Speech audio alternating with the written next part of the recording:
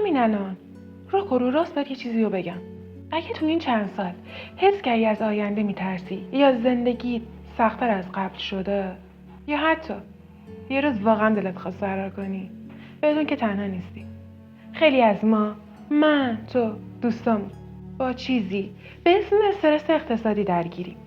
نه از اون استرسایی که با یه چای و شیرینی حل شه، نه، از اونایی که از خواب بیدارت میکنه، یا زمانایی که شادی و داری لبخند میزنی گوشه یه ذهنت هنوز باش درگیری. امروز میخواد مثل یه دوست با همین مسیر رو پیش بریم. با در مورد فشارهایی که روی جوونا میذاره با هم صحبت کنیم که چه بلایی سر روان و سلامت آدمو میاره. سلام بچه، امیدوارم حالتون عالی باشه. من زهرم، به این ویدیو خیلی خوش اومدید. اینجا قراره در مورد چیزایی صحبت کنیم که واقعا تو زندگی ملموسه.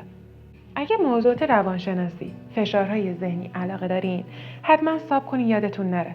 و واقعیتایی که پشت زندگی جوونا پنهونه. ما هر هفته ویدیو میذاریم که چرا این شکلی شدیم و در عوض به شما کمک میکنیم. پس بریم سراغ ادامه ویدیو. بخش اول، استرس اقتصادی دقیقاً چیه؟ استرس اقتصادی نه گرونیه، نه حقوق کم. یه حسیه به ما میگه اگه فردا یه اتفاق بیفته چی؟ اگه مریض بشم یا کارم از دست بدم چی؟ این یک فشار دائمیه. مثل یه حس کوچیک مدام تو ذهنت داره میگه حواست باشه تو امن نیستی. تا حالا براتون پیش اومده دوستتون بیاد به شما بگه بیا هم بریم امروز دور با هم بگردیم، حوصله‌مون سر رفته؟ بچه‌ها شما دلتون میخواد بگی آره میام، منم همینطور، اما در عوض میگین نه.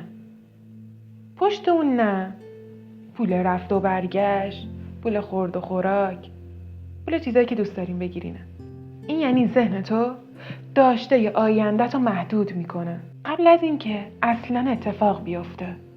بخش دو، چرا جوانای ایرانی بیشتر از بقیه نسلا این استرس رو دارن؟ چون ما دقیقاً بین دو تا دنیا گیر کردیم. دنیای آرزوها، دنیای واقعی. از بچه که به ما گفتن درس بخون، موفق شو، زندگیت خوب میشه. اما وقتی رفتیم بازار کار رو دیدیم گفتیم ای بابا از این خبرا نیست. تا حالا شده دوستتون به شما بگه من 4 تا رفتم دانشگاه، 2 سالم کارآموزی مجانی اما شغل ثابتی ندارم؟ یا اون یکی دوستت میگه هر روز قیمتا داره 2 برابر میشه اما درآمد ثابته؟ این شکاف بین انتظاراتی که به ما میدن و انتظاراتی که داریم تبدیل میشه به استرس دائمی وجودی. بخش 3، تأثیر استرس اقتصادی روی ذهن و احساسات. اولیش خستگی ذهنی مزمن. ذهنت مدام تو حساب کتابه. چه خودتون میگین چقدر برام مونده؟ اصلا تا آخر بر چقدر دارم؟ فردا پول رفت و برگشتم چقدر میشه؟ بچه این استرس ها، این خستگی ها حتی با خوابم از بین نمیره. بر همه آدم ها پیش اومده که قبل از خواب به جای اینکه ریلکس کنیم آروم باشیم داریم حساب کتاب فردا رو میکنیم. دومیش اضطراب اجتماعیه. امروزه جوانای ایرانی حتی مهمونی رفتن هم استرس میگیرن.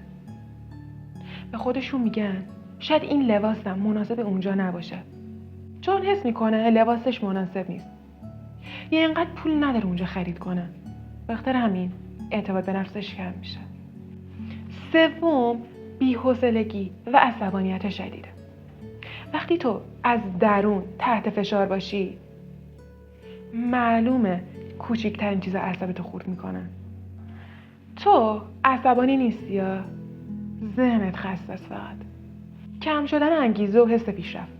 داره براتون پیش اومده وقتی آینده نامعلومه به خودتون بگین باید برچی بجنگم؟ همون لحظه که ذهن میگه ولش کن، اصلا ارزشو نداره بجنگم. برای خودم 100 بار پیش اومده.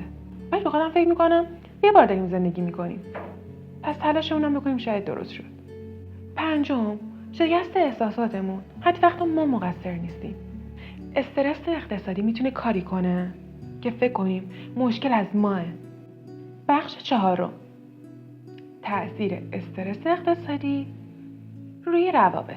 وقتی ذهنت پر دغدغه است، معلومه روی عشق و رابطه تأثیر میذاره که اولیش سرد شدن عاطفیه. تو تمرکزتو میذاری روی بقا، زندگی کردن، نه عشق. دومیش بحثای بی‌دلیله. پشت هر بحثی همیشه یک نگرانی مالیه. در کنار اون نبوده امنیت ذهنی. طرف حس میکنه تو همیشه در حال جنگی و برای رابطه انرژی نداری. بچه‌ها شما 2 نفر رو تصور کنید که تازه نامزد کردن. هر تصمیمی که میخوام بگیرن آخرش میرسه به پول و اینجا درگیری‌ها شروع میشه.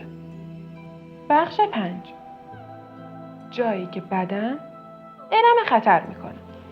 استرس اقتصادی اصلا شوخی بردار نیست. واقعا بدن واکنش نشون میده. به چیا؟ مثل سردردهای تکراری، تپش قلب، ریزش مو بچه‌ها. حتی میتونه ضعف سیستم ایمنی هم باشه در کنار اون بیخوابی‌ها.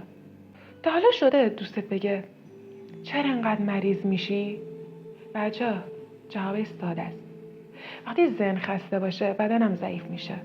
بخش 6: اشتباهات رایجی که جوونا زیر فشار انجام میدن.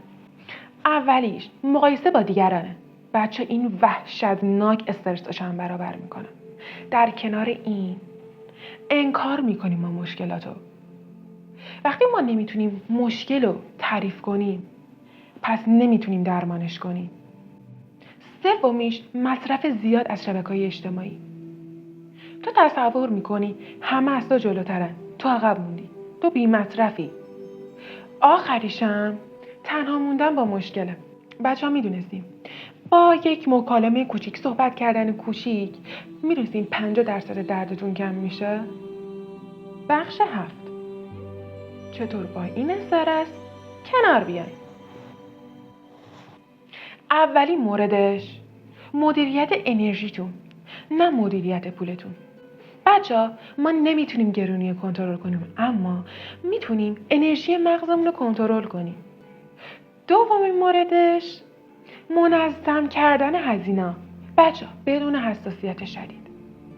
خب اینجا نوشتن چقدر هزینه کردین، چقدر درآمد دارین، نوشتن اینا مثل نور روشنایی تو تاریکی میمونه.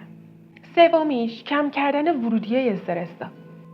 بچه‌ها من به شما چی گفتم که 50% استرس رو کم میکنه؟ مقایسه. اونو که حذف کنین، در کنارشم اخبار منفی با آدمایی که انرژی خورن رو حذف کنین، بیشتر استرس رو کم میشه. چهارمیش ایجاد مهارت جدید، یاد گرفتن مهارت جدید. دنیایی که همیشه مهارت ارزش داره، حتی وقتی کشوری که اقتصاد بدی داره. پنجمیش حرف زدن با افراد قابل اعتماد.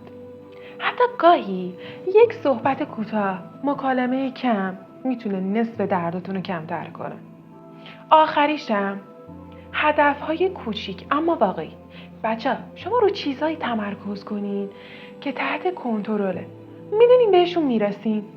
میدونم سخته ها، میدونم که هزاران بار ناامید میشی، که منم یه دونه از اون هزارانم. اما بدون اصلا مقصر تو نیستی ها.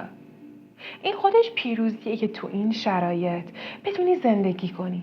بچه خیلی ممنونم تا اینجا من همراهی کردین. واقعا بحث امروز که من داشتم مطالعه می‌کردم بر خودم همین مشکل بود. گفتم بیام با شما در میون بذارم، یه ذره از این فشارا کمتر شه و بتونی بازم ادامه بدیم. خیلی ممنونم تا اینجا ویدیو منو همراهی کردین. اگر از این ویدیو خوشتون میاد، سبکای روانشناسی، حتما سابسکرایبش کنین، لایک هم کنین. تا ویدیو بعدی مراقب زندگیتون باشین.